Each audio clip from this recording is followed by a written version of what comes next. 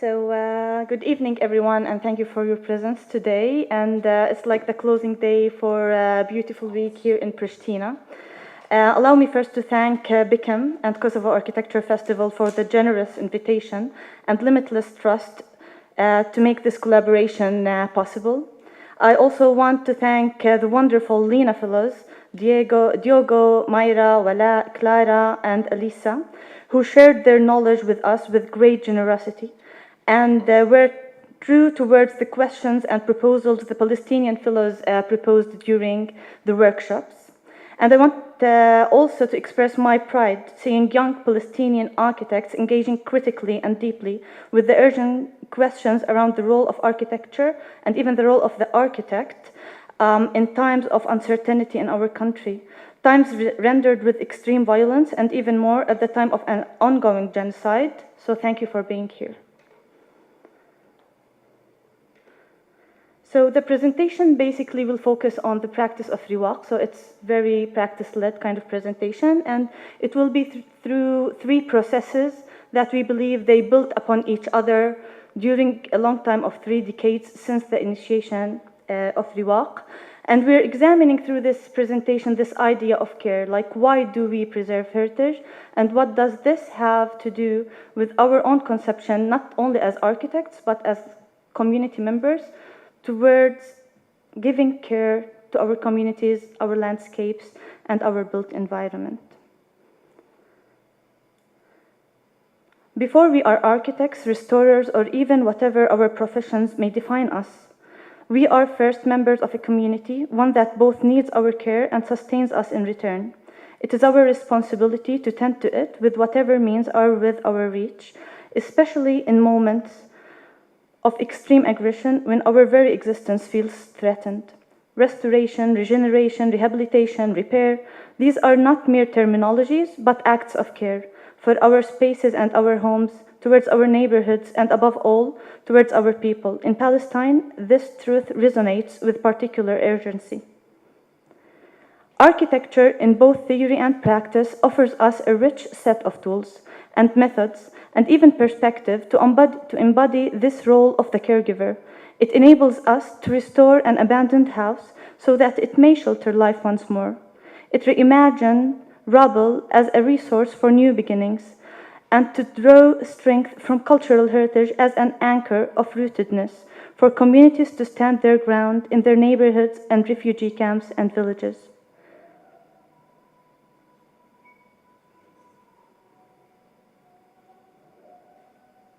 So here we can see the different sites across Palestine, where we can see also the variety of cultural and built-up heritage in the area.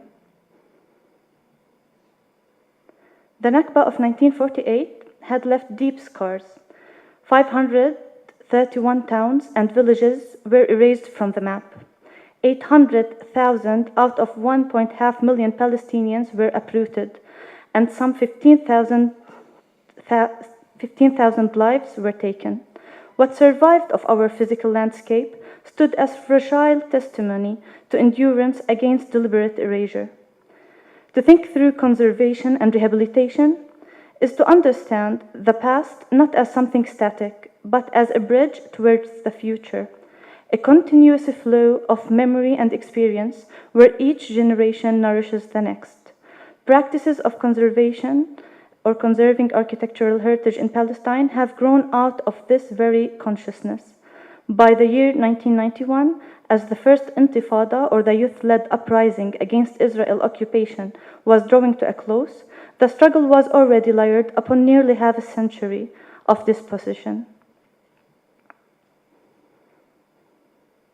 This is Lifta, one of the villages at the outskirts of Jerusalem, which have been totally ethnically cleansed in 1948. And this is a refugee camp in Ramallah, which still, up to this day, people who had refuge from the coastal cities and the midlands of Jerusalem are still living there. This is the neighborhood where my grandmother was born. It's called the Moroccans neighborhood. most Moroccans used to live there. This is the neighborhood now.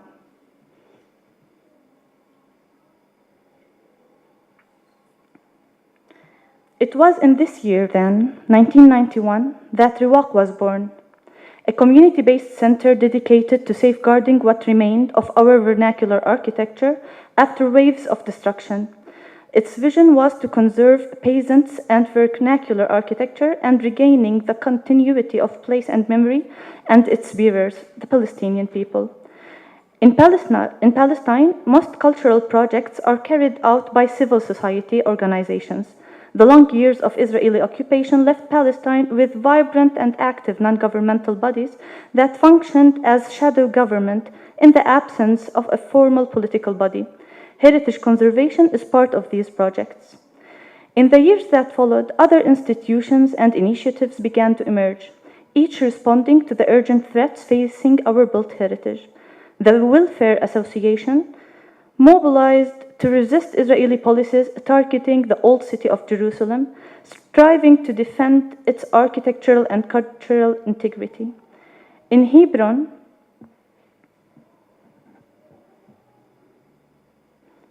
the Hebron Rehabilitation Committee rose to action against settler encroachment and the ultra-Orthodox takeover of the historic center, working to keep the city's heart alive for its Palestinian inhabitants. In Bethlehem, the Center for Cultural Heritage Preservation focused on protecting sacred and communal spaces, safeguarding religious rights that were and remain inseparable from architectural continuity. By the year 2000, the Islamic University of Gaza initiated IWAN, a center aiming at preserving the rich architectural heritage of Gaza City. Together, these efforts formed a professional movement which centralized heritage preservation at the heart of the Palestinian state building project initiated by the year 1993, declaring cultural heritage as an inseparable component to build the most needed cultural and communal infrastructures at the time.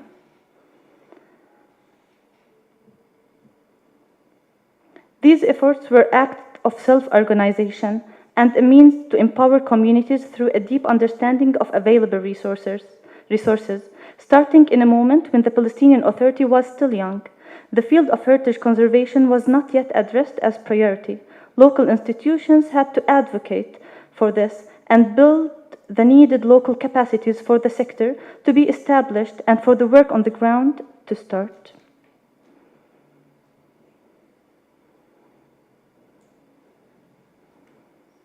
In 1994, Riwaq initiated a large-scale project to register historic buildings across Palestine. A vital contribution, Riwaq Registry of Historic Buildings is perceived as the first comprehensive national registry of its kind for one of the most endangered components of Palestinian cultural and natural heritage, which is architectural heritage. From 1994 until 2004, the registry documented 50,320 historic buildings in 422 localities in cities and villages in the West Bank, including East Jerusalem and Gaza Strip. It was the fruit of fieldwork carried out by Riwaq team and students from Palestinian universities. The fieldwork was based on questionnaires, on site plan sketches, and photography with detailed information around each single building, all shared now as an open source data through Riwaq's website. The Registry of Historic Buildings has been of great help in defining the priorities of Riwaq's rehabilitation projects on a national scale and was behind the development of the center's core programs we see now.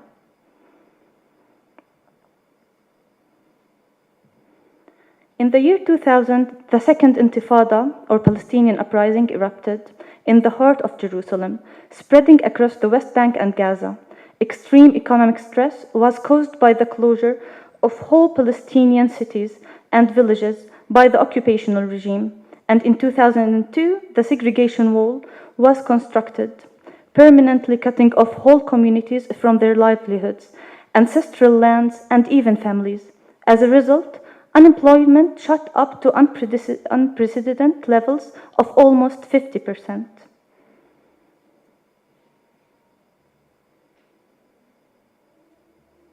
In response to these harsh colonial policies, Riwaq initiated its program Tashghil.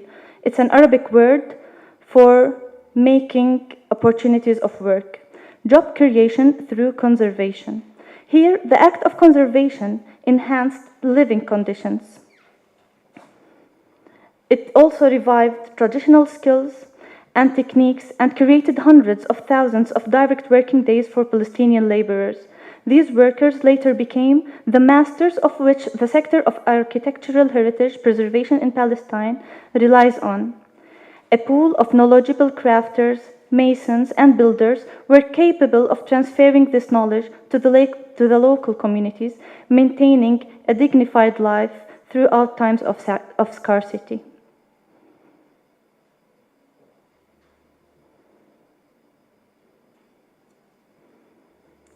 Riwaq's efforts in opposing the forced fragmentation of the Palestinian geography through its work in rural Palestine, a vision which was realized through Riwaq's most ambitious project, the 50 Historic Centers Rehabilitation Project.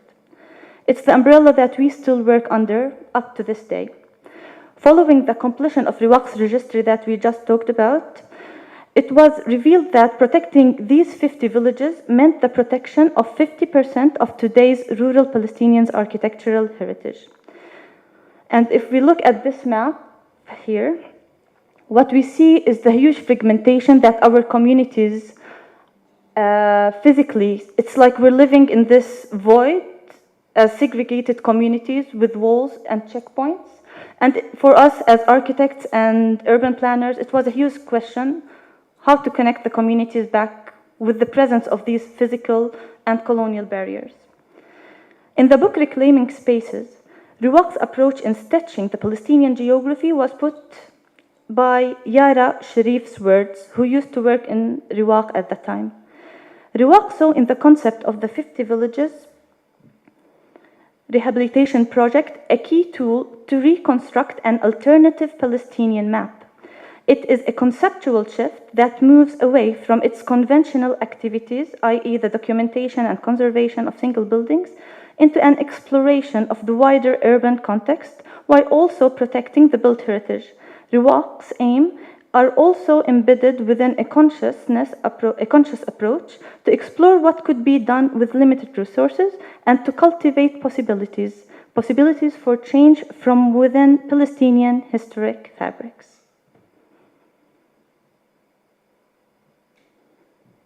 The 50 Villages project is a tool to reconstruct an alternative Palestinian map,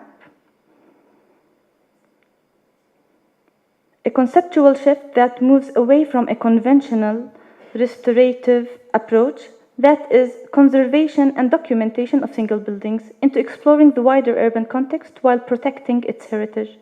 Since the 50 Villages project was initiated in 2007, representations and articulations of this speculative other geography of possibilities found multiple mediums parallel to the efforts of restoration and revitalization. Arts, architecture, hikes, written research and publications, field trips, and intensive documentation of alternative relevant histories all were means of realizing this notion. The 50 Historic Centers project reasserted the rural area in the center of cultural and knowledge production, where villages were seen as imagined moments of possibilities that together can stitch today's fragmented geography. Through this approach, special attention was given to the villages' surrounding landscape and in between spaces, and it's here where stitching actually started to take place.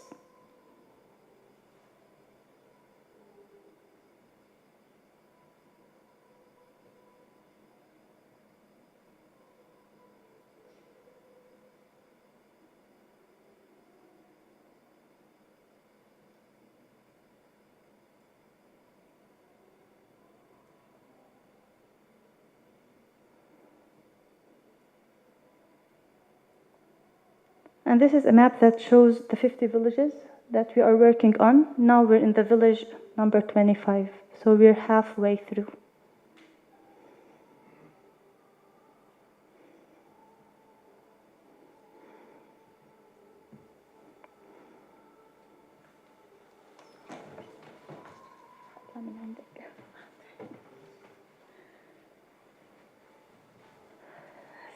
So continuing from the point that Dana has ended, we'll present now our work on the absent map.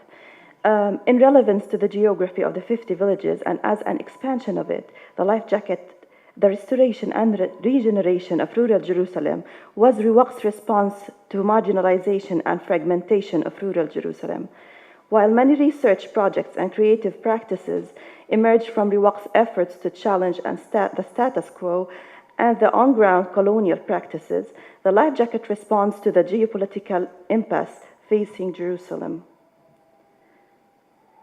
The Jerusalem governorate during the Ottoman era and later during the British Mandate, including the city of Jerusalem, and around, as you can see through this illustration, around 70 other villages, which were the backbone of the city's survival.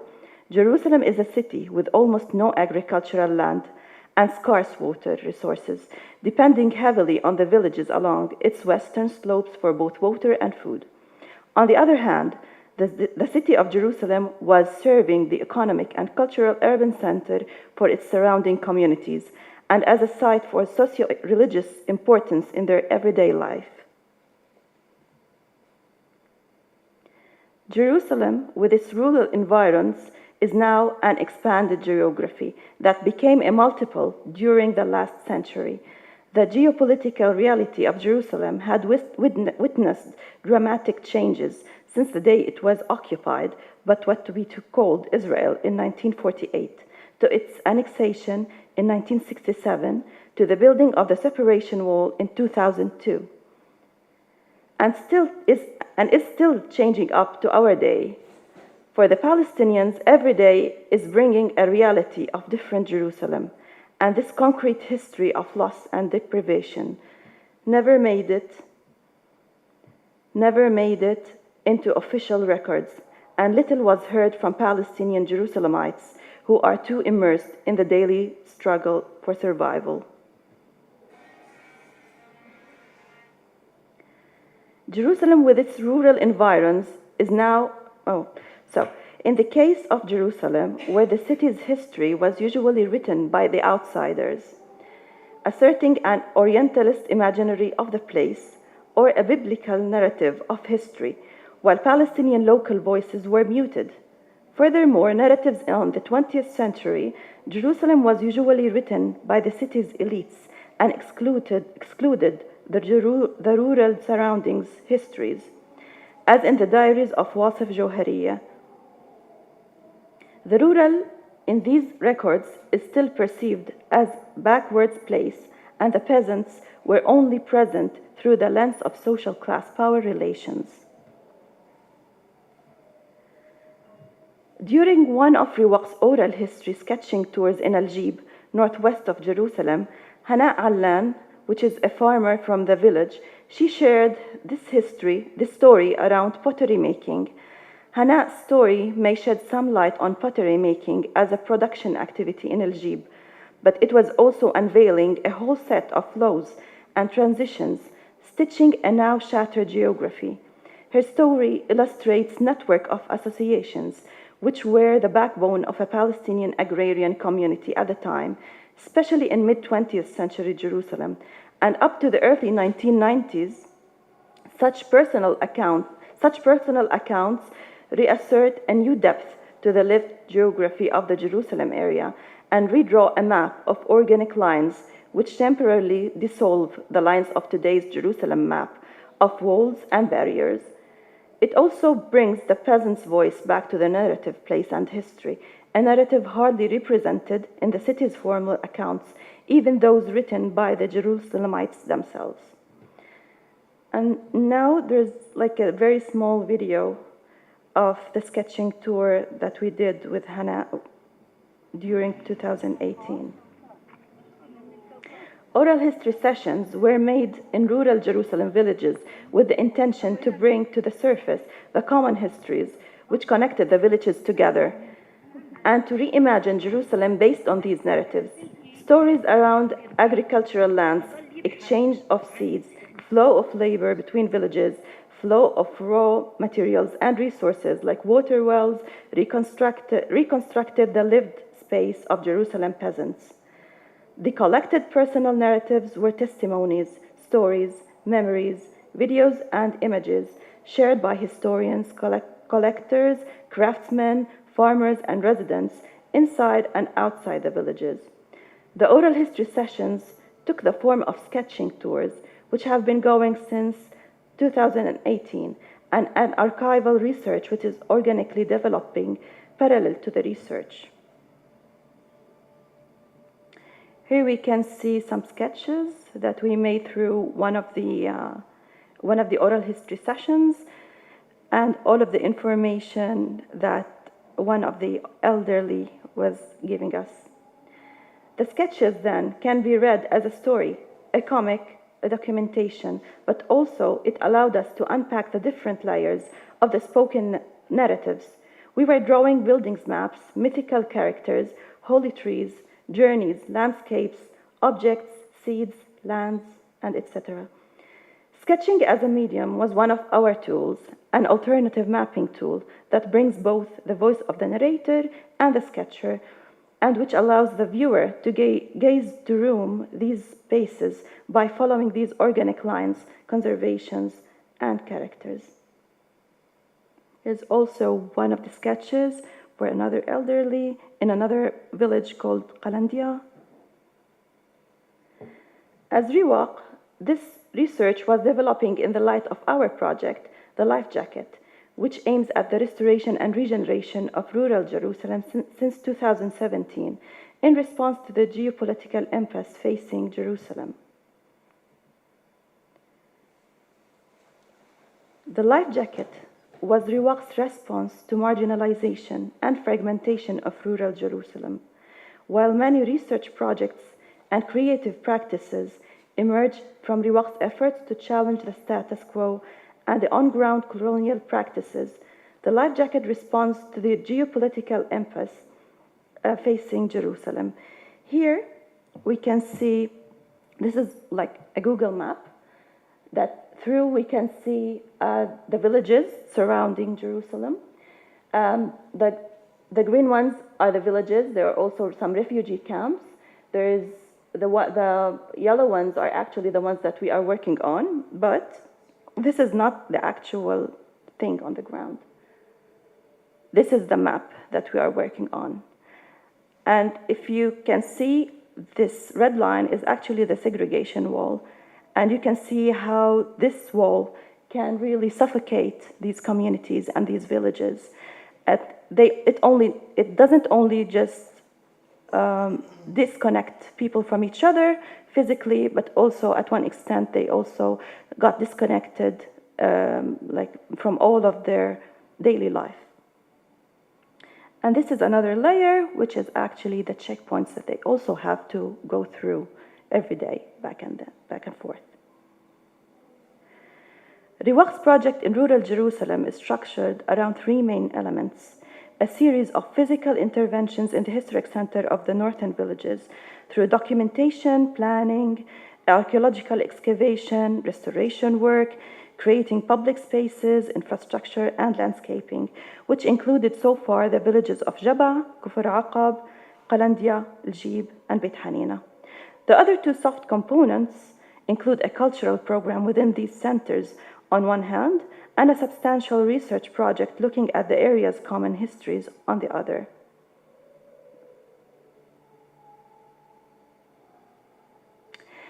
So just we'll dig into depth in two of our projects. It's Kufr Aqab and Qalandia. Of course, we're dealing with these communities, we're dealing with these villages, but as a cluster, but also we are very aware that each one of these villages and communities are very different and are very unique.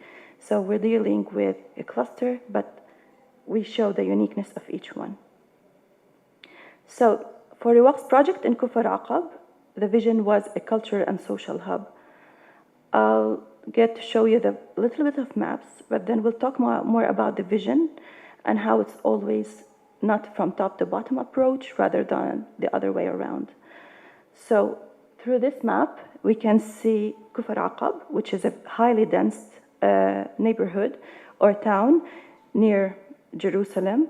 It was a village, historically, but after the separation wall got built, it totally became a no man's land.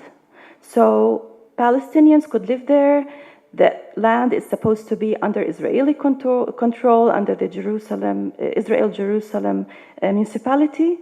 There should be services like served by them, but none of this is happening. This is a no man's land because people who are just Jerusalemites who have to have like Israeli ID in order to maintain their residencies in the city, they can live there. So right now there are like more than 100,000 people living in a very small piece of land, and it's very dense. This land is also there's zero infrastructure in means of cultural infrastructure or public spaces. And now this is the historic center of Kufr Aqab. The historic center lays on the top of the hill, and it was seen as a place where people from the new neighborhood and also from people living in Ramallah and other places can have an open space and a place where they can have like this cultural interaction between each other. So this is in one phase. Of course, when we first went to Kufr Aqab, it wasn't like this. It was totally under the rubble. But this is a vision that I will be talking about in a moment. But this is how Kufr Aqab, the historic center, how it was before. It was totally abandoned for years, totally like under the rubble. This was during the phases that we've been working on. And right now, this is how it looks like. So working with the communities and working on the rehabilitation of Kufr Aqab, it meant that we have to work with the communities hand in hand and know exactly what they want and what do they need in this historic center. For example, we always have partnerships with the village councils and municipalities, and we were very lucky with this amazing partnership with the municipality of Kufr Aqab that helped us and allowed us also to be to make it easier to facilitate our work in the historic center. Right now, there are more than 5, different cultural associations that are serving the community of Kufr Aqab and the surrounding villages and Ramallah. So there's Siraj Library, there's Palestine Association of Visually Impaired Persons, there's Dahlia Association who has a community kitchen over there, and residencies for people who want to be there. A Visual Art Forum who give amazing arts workshops over there, and Women Association and Youth Club for the people of Kufr Aqab who were originally there. So these are like some photos of each association and how do they work inside the historic center, which is now, we are very proud that it is alive and are always full of people from all around.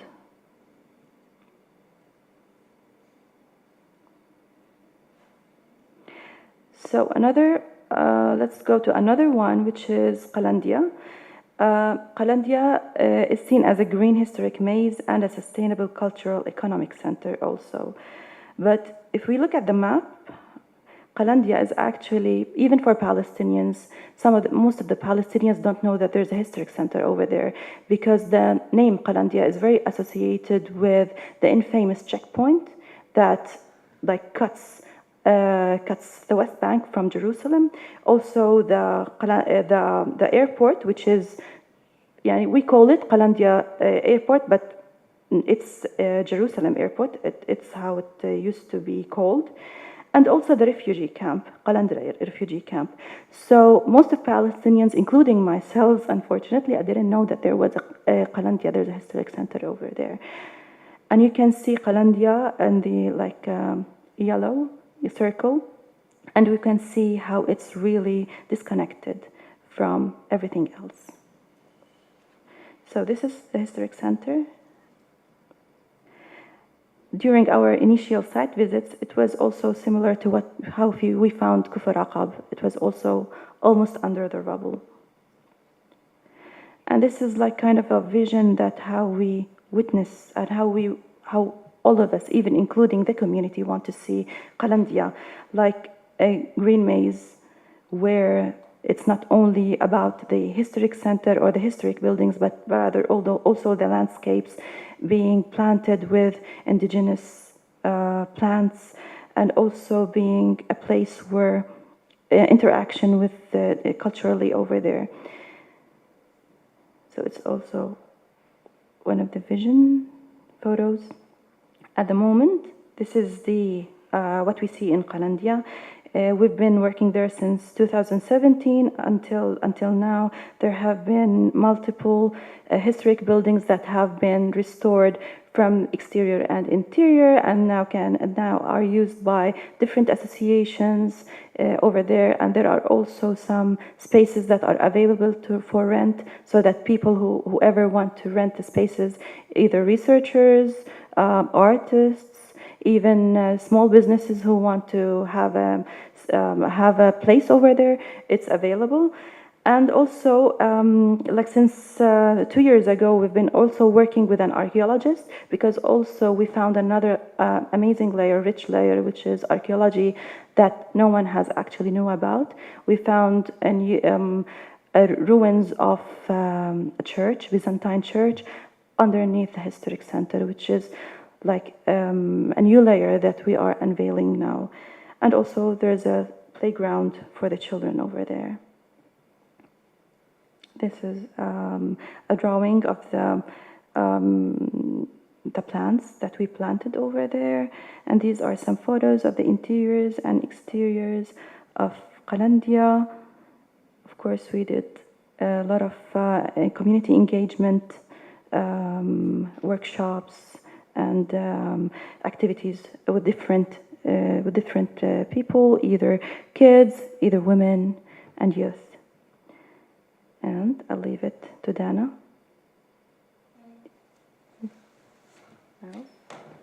Just as closure, Yeah. nothing more. So I think now more than before, we're also again in front of this question: what can we do in time of genocide? How can we position ourselves as cultural heritage practitioners? It was a heavy question, and the only way that we had answers to it was not theory, was not discussions. It was really working on ground, putting our hands hand in hand with our partners in Gaza and at different communities in Gaza. And through working on ground, we started to have our answers. This is the situation now in the refugee camp of Jenin, and also Tul Karim have the same situation.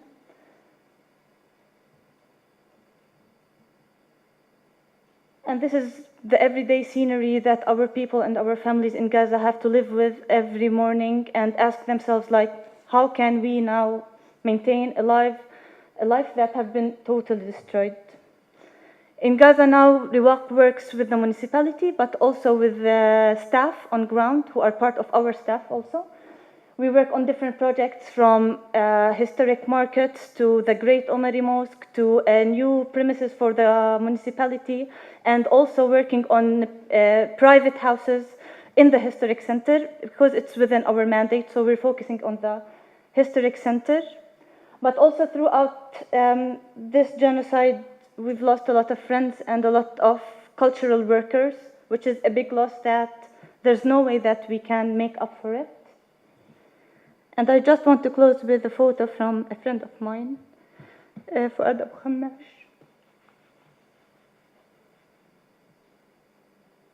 We lost him 2 years ago. But I remember when he sent this picture to Riwaq, and he said, "You can keep all my photography collection as part of Riwaq's archive." And this photo shows the rubble from the war of 19 of 2021, and it's written a small calligraphy said, "كن حرا" or be free. And I leave it there.